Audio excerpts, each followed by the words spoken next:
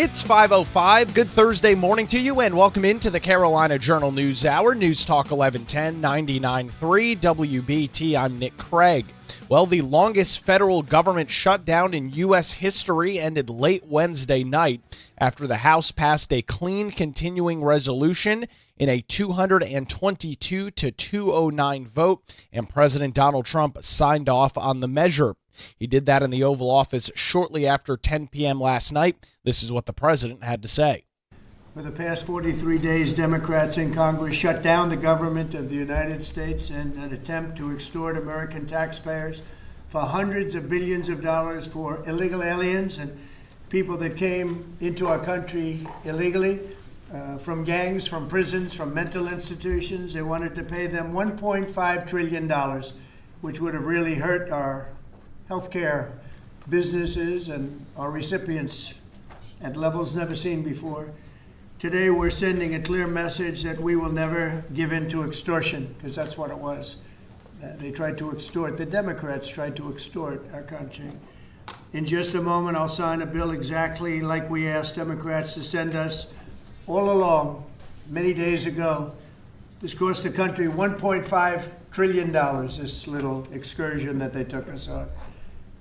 Republicans never wanted a shutdown and voted 15 times for a clean continuation of funding.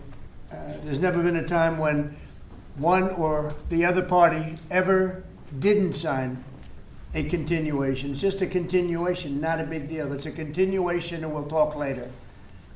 Yet the extremists in the other party insisted on creating the longest government shutdown in American history, and they did it purely for political reasons. I want to thank Speaker Mike Johnson, Senate Majority Leader John Thune, as well as House Majority Leader Steve Scalise, Majority Whip Tom Emmer, and numerous other great Republican leaders and congressmen and senators who are here, who frankly spent a long time in Washington getting this thing to go away.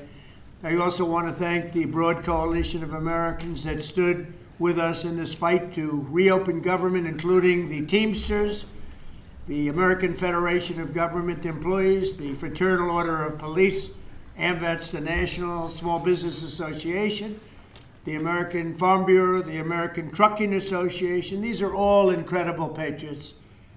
The Airlines for America, the Allied Pilots Association, the National Air Traffic Controllers Association, and many others, unions and non-unions. That's President Donald Trump in the Oval Office late Wednesday night talking about some of the ongoing political pressure that was going on and has been going on over the last 43 days as the federal government has been shut down. As I mentioned, the second to final measure, I should say, was passing the United States House in a 222 to 209 vote, and then the president signing off on the measure. 6 Democrats in the House voted with Republicans to pass the bill. One of those key votes came from a Democrat Representative Don Davis, who represents the 1st Congressional District here in North Carolina. The General Assembly recently redrew Representative Davis's district to favor Republicans, giving them a slight edge, shifting it from essentially a toss-up district to an R+5. That is according to data from the John Locke Foundation, with many looking at Representative Davis's vote as an opportunity for him to speak to constituents across eastern North Carolina when his reelection comes forward next year. In a statement, Representative Davis said, quote, "Families in eastern North Carolina must remain the priority, which is why I initially voted against the original continuing resolution in the hopes of sincere discussion on extending the ACA, that's the Affordable Care Act, premium tax credits. Support for our military families, veterans, farmers, and those in need is now included in the updated continuing resolution. To support my constituents, alleviate the suffering of all of our families as the holidays approach, and bring vital resources to eastern North Carolina, I voted to reopen the government." End quote there, or at least partial quote there from Representative Don Davis. Some other reaction coming in from members of North Carolina's congressional delegation. Congressman David Rouser out of the 7th Congressional District posting on his X page last night, quote, "Glad to see the House pass the clean continuing resolution tonight. Now the bill heads to President Trump's desk for him to sign. With the government open, we must use the next 2.5 months to address our spending priorities responsibly," ending that quote there with an exclamation point.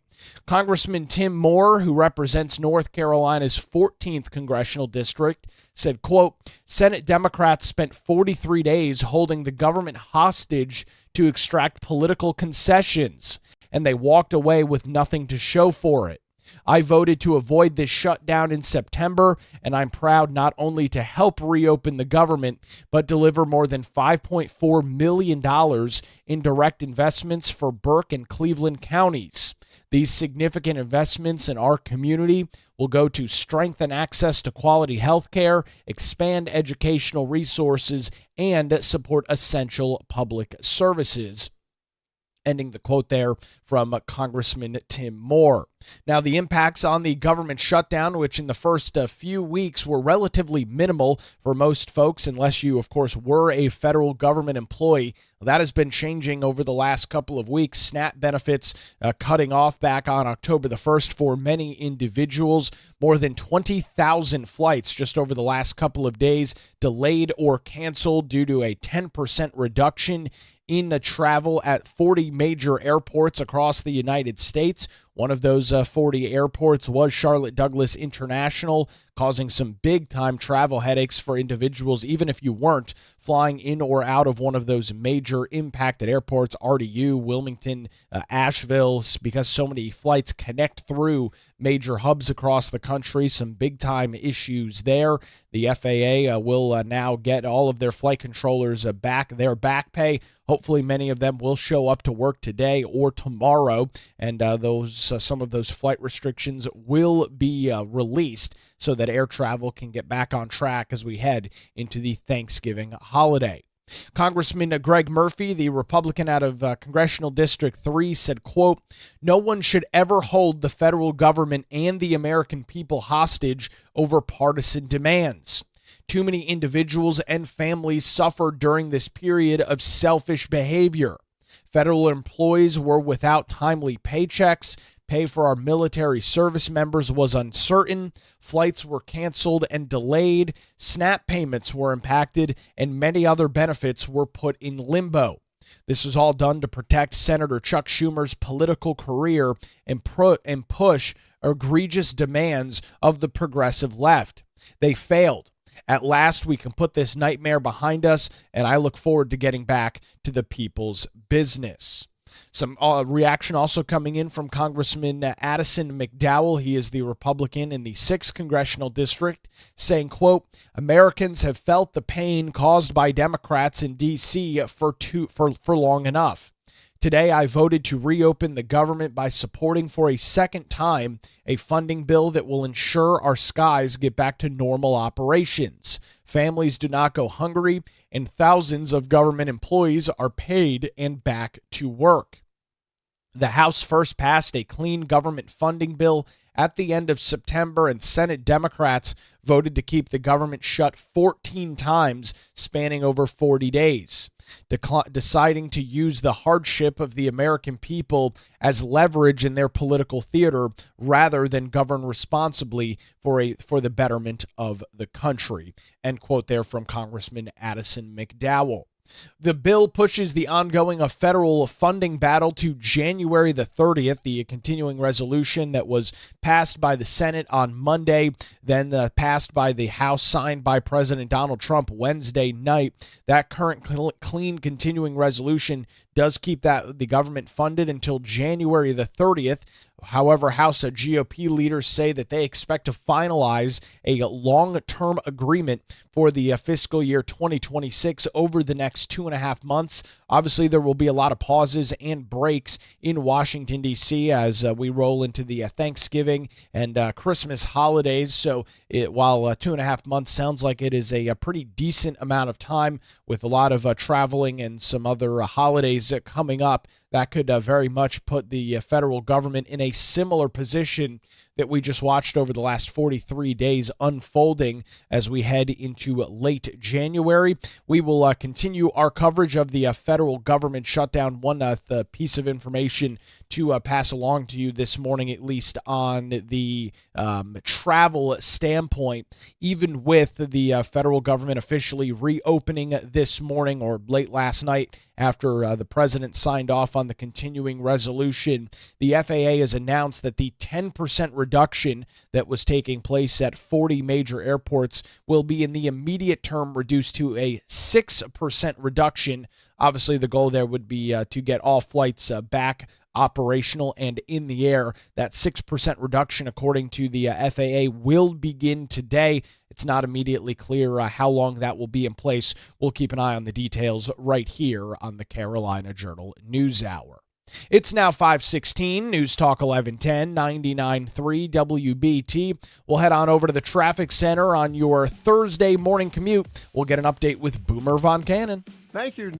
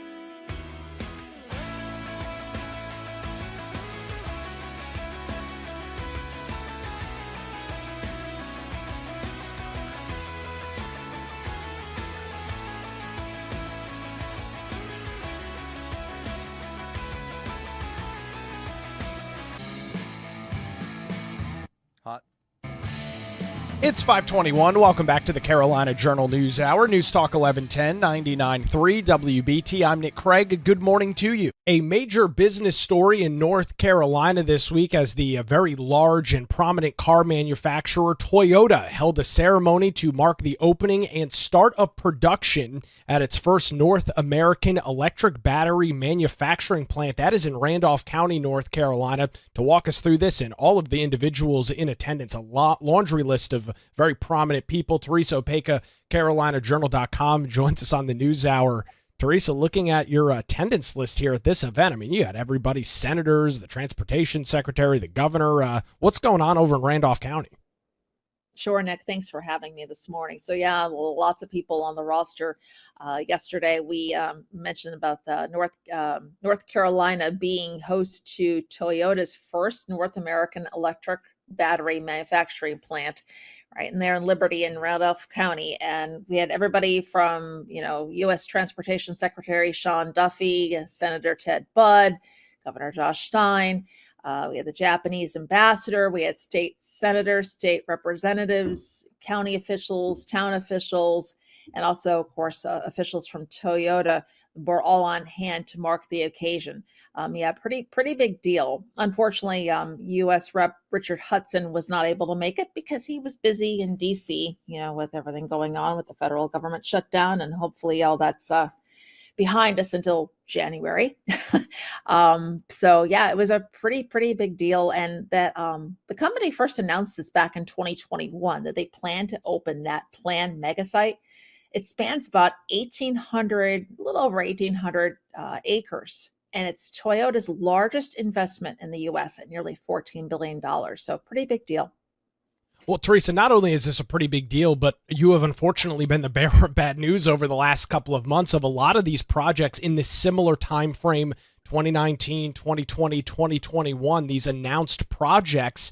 And Teresa, you've reported that many of them have not come to fruition. Toyota seems to be the exception to the rule on this. They're a full steam ahead, I guess, a full battery power ahead, probably more accurate way to describe it. This is a major story here for North Carolina. So yes, it's a pretty big thing for Toyota because there were so many different announcements that unfortunately had fallen through in the past, over the last year and a half even. When we're talking about job goals for many of these companies that were planning to create so many jobs. Many of them, of course, were getting grant money, job development or JDIG grant money from the state, if in fact they held up to their end of the bargain, creating so many jobs. And again, stress this, they did not get that money from the state if they didn't create those jobs. So by Toyota actually having this come to fruition, they have over 2,500 employees right now. They're expecting to actually have a total of 5,100 when all is said and done. So that's a pretty good deal for the state of North Carolina and for the people working there. We're talking about a plant that does have on-site child care center, medical clinic, and pharmacy, which is great. And what this plant does, it's going to have several shops that specialize in various stages of lithium-ion battery manufacturing process. And according to a press release put out by Toyota, the batteries assembled there are going to go into the Camry HEV and also Corolla vehicles and another yet to be announced all-electric 3-row BEV. That's the first of its kind for Toyota to be built in the U.S. This state-of-the-art facility is also the 11th manufacturing facility in the U.S. One more thing, too. It will feature 14 production lines, including 4 dedicated to supporting battery production for hybrid electric vehicles, and also 10 dedicated for battery production for battery electric vehicles and plug-in hybrid electric vehicles. So a lot of that going on, pretty big deal. And as we said, it's great that it did come to fruition, especially when so many things have not. Well, Teresa, you mentioned 2,500 or so workers right now and some of the sprawling nature of that campus with all of the amenities for their employees. They plan on scaling that up to close to 5,000, if not more employees. That'll happen in the coming months and years. But Teresa, this is interesting because we've talked about another car manufacturer, another company that planned on building a facility here in North Carolina known as VinFast. They predominantly were focusing on electric vehicles, and we've seen a huge drop in demand on those, not only across the United States, but worldwide. So it is interesting to see Toyota not only opening this facility, but as you noted in the intro, their largest U.S. facility, primarily focusing on battery technology. Yes, in fact, you're right. Talking about VinFast, who said they're still coming to North Carolina in 2028. We'll have to wait and see on that one.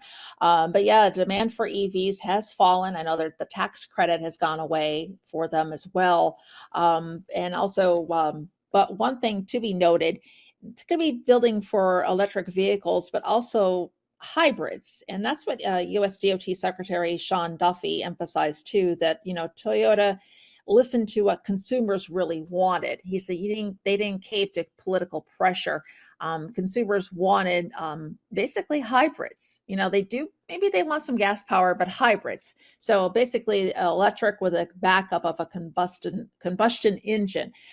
So maybe the main focus will be switching primarily to hybrids, but there is some EVs mixed in with this too.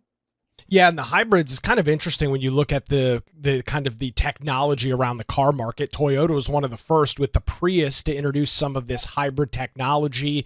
Teresa, that was gaining some steam, and then all of a sudden there was this huge emphasis on just ditching the internal combustion engine and going straight to EV. There was a push on that for a couple of years. A lot of that was due to state and federal subsidies across the nation. But as the American populace has decided that, hey, there's charging station infrastructure isn't there, and 45 minutes to an hour to charge to continue on the commute is not the best way to do it, we are starting to see kind of this resurgence in the hybrid level technology, which I think is a lot more practical for the vast majority of drivers.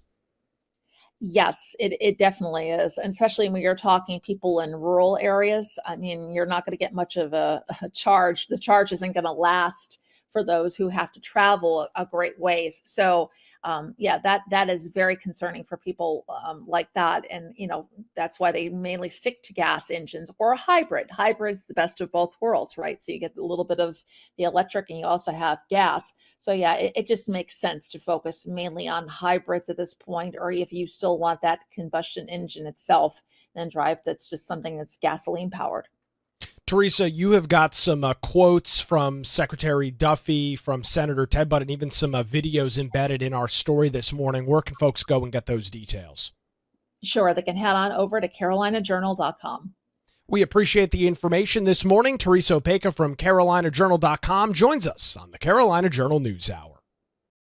Where it's now 5:29, News Talk 1110, 99.3 WBT. We'll head back to the traffic center on your Thursday morning commute and get a look at the roadways with Boomer Von Cannon. Thank you, Nick.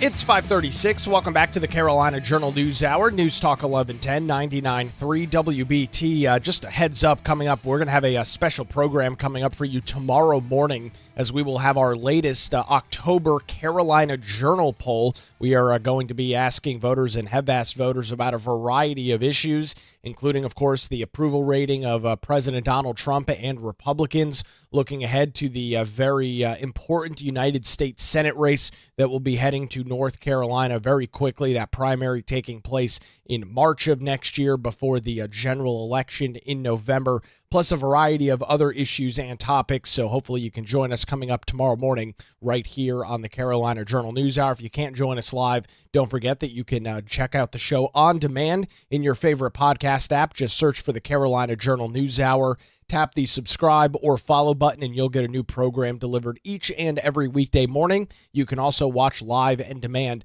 by visiting our Carolina Journal YouTube account as well. That link is available over on our website this morning, carolinajournal.com. One of the legal stories that we've been tracking for the last couple of months right here on the Carolina Journal News Hour involves the state health plan and exclusion of certain treatments that would likely be used by individuals that are going through some sort of gender transition. We do have an update on that lawsuit this morning. To bring us up to date, Mitch Kokai with the John Locke Foundation joins us on the News Hour this morning. Mitch, we chatted about this maybe a month and a half, 2 months ago. There was some decisions in other states that may have been having an impact. What's the latest with this North Carolina State Health Plan lawsuit?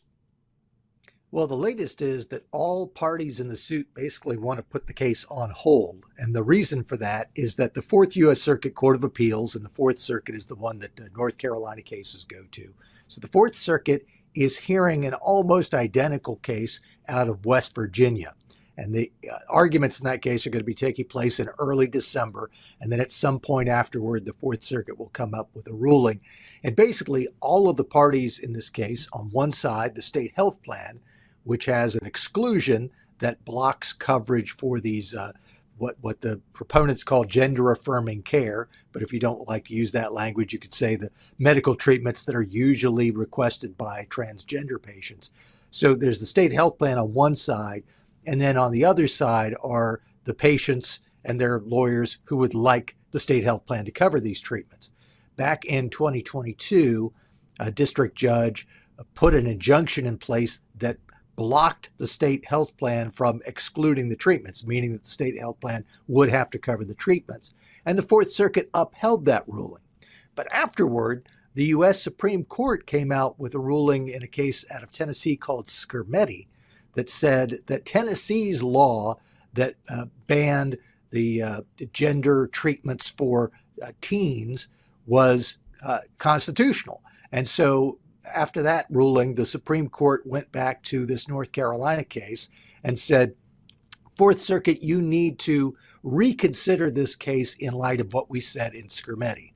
Once the case got back to the Fourth Circuit threw out the injunction and sent the case back to the trial court. So presumably this is going to go through all of the trial court items, a trial and such. But before that happens, all of the sides in the case say, wait a minute, it doesn't make sense for us to go through all of this trouble at this point when the Fourth Circuit's going to take up almost the exact same issue out of West Virginia. Let's go ahead and see how that case plays out. And then afterward, within a couple of weeks of the final ruling in the West Virginia case, then we'll provide another status report about how this case moves forward. So basically, what is in place right now is that the state health plan, after the ruling from the Fourth Circuit that threw out the injunction, the state health plan put the exclusion back in place. So the state health plan is not covering these treatments now.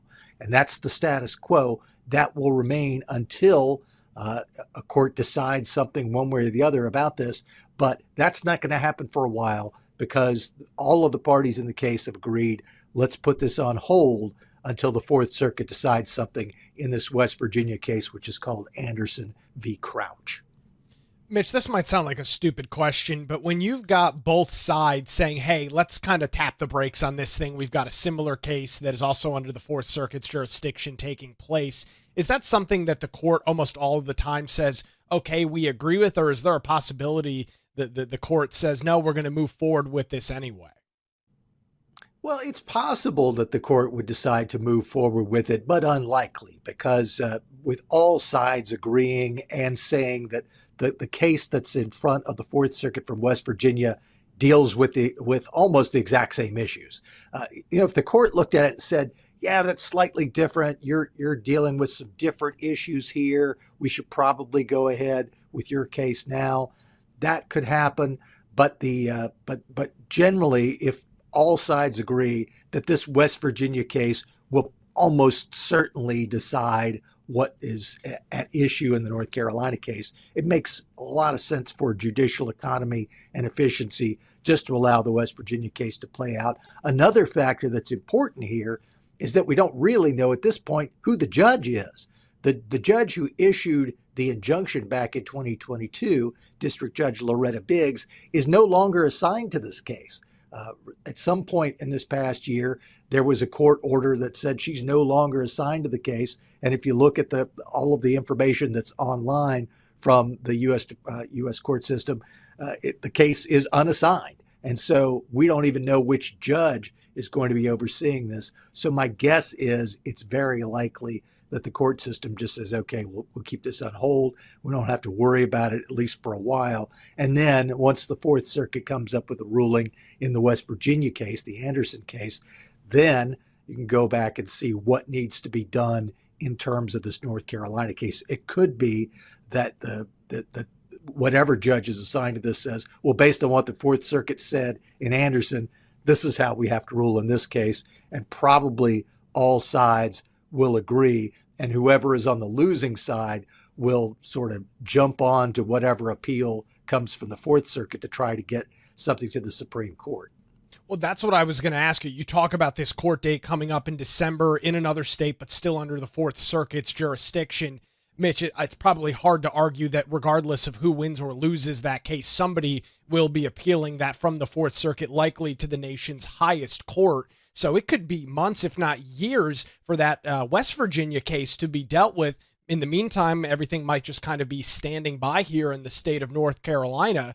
And as you just mentioned, due to some of the previous rulings from the nation's highest court, those transgender exclusions are currently in place in the state of North Carolina.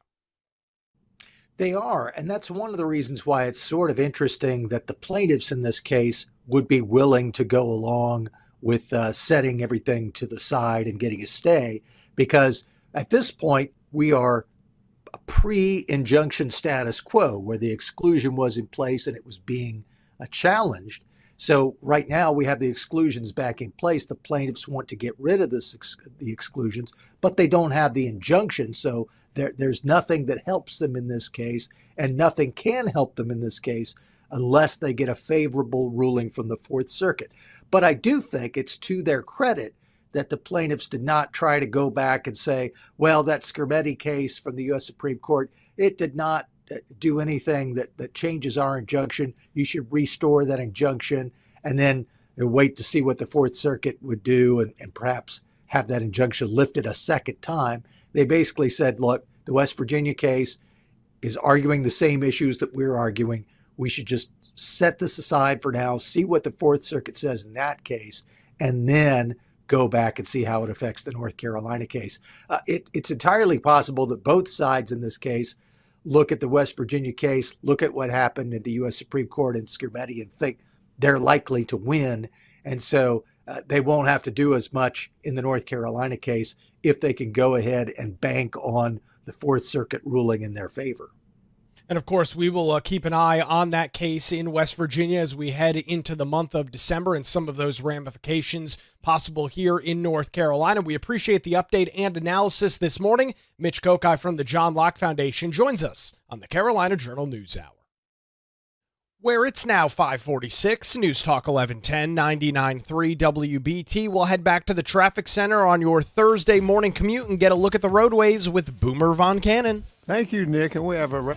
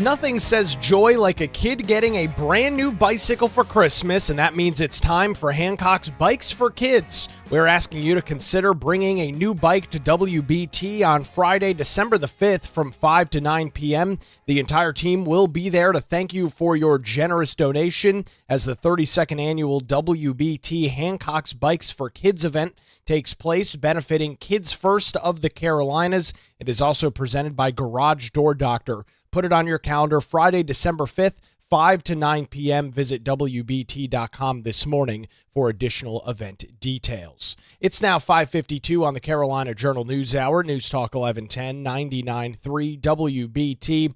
The big international news this morning, or national news this morning, is that the longest federal government shutdown in U.S. history ended late Wednesday night after the House passed a clean continuing resolution in a 222 to 209 vote, and President Donald Trump signed off on the measure. 6 Democrats in the House voted with Republicans to pass the bill. One of those key 6 votes came from Representative Don Davis, who is a Democrat in North Carolina's 1st Congressional District. This is relevant as the General Assembly recently redrew Representative Davis's district to favor Republicans, shifting it from an R+1 to an R+5, according to data from the John Locke Foundation. Representative Davis said in a Wednesday night statement, quote, "Support for our military families, veterans, farmers, and those in need is now included in this updated continuing resolution. To support my constituents and alleviate the suffering of our families as the holidays approach and bringing vital resources to Eastern North Carolina, I voted to reopen the government." President Trump in the Oval Office Wednesday night saying, quote, "For the past 43 days, Democrats in Congress shut down the government of the United States in an attempt to extort American taxpayers for hundreds of billions of dollars for illegal aliens. Today, we are sending a clear message that we will never give in to extortion." A lot of other reaction coming in from members of Congress as a part of North Carolina's congressional delegations, all of them slamming Senate and House Democrats over the last 43 days. This current legislation pushes the ongoing federal funding battle to January the 30th, so that is the next opportunity. If the major appropriation bills do not go forward, that will be the next shutdown date. However, it is again kicked all the way to the end of January 2026. We will have continued coverage this morning over on our website, carolinajournal.com. In some other major statewide news this morning, Toyota, yes, the major car manufacturer, held a ceremony to mark the opening and start of production at its first North American electric battery manufacturing plant. That facility is in Liberty. That is in Randolph County, North Carolina. It was a packed house for the event yesterday, including Transportation Secretary Sean Duffy, Senator Ted Budd, Governor Josh Stein, many other members of the North Carolina General Assembly, all welcoming in Toyota and congratulating them on the opening of this facility. The company did announce back in 2021 that it planned to open this mega site, which spans more than 1,800 acres, and to date is Toyota's largest investment in the United States at a whopping $14 billion. The plant currently has more than 2,500 workers, but its plans are to have a final workload of about 5,100 people. The plant, which is Toyota's 11th manufacturing facility in the United States, will feature 14 production lines, including 4 dedicated to supporting battery production for hybrid electric vehicles, with 10 others dedicated to supporting battery production for batteries in electric vehicles and plug-in hybrid electric vehicles. The state-of-the-art facility features several shops that specialize in various stages of lithium-ion battery manufacturing technology. Production is divided into 3 main parts: electrode manufacturing, cell assembly, as well as formation and module. So this is a major announcement, not only for Toyota, which is a Japanese-based company, but a major business investment in North Carolina with this facility officially opening and having that welcoming ceremony in Randolph County on Wednesday. This, of course, comes on the heels of what has been a lot of bad news in some of these major business announcements over the last year or year and a half. We have brought you a lot of those, unfortunately, here on the Carolina Journal News Hour and on our website, carolinajournal.com. Many of these business announcements from 2018, 2019, 2020, due to the rapidly evolving and changing economic conditions, were unable to follow through on their plans to open, in some cases, massive facilities in North Carolina. However, this morning, Toyota being the exception to that rule, we have got a full rundown of this business announcement, including some comments from Sean Duffy, Governor Josh Stein, and more. All of that available over on our website, carolinajournal.com. That's going to do it for a Thursday edition. WBT News is next, followed by Good Morning BT. We're back with you tomorrow morning, 5 to 6, right here on News Talk 1110 and 99.3 WBT.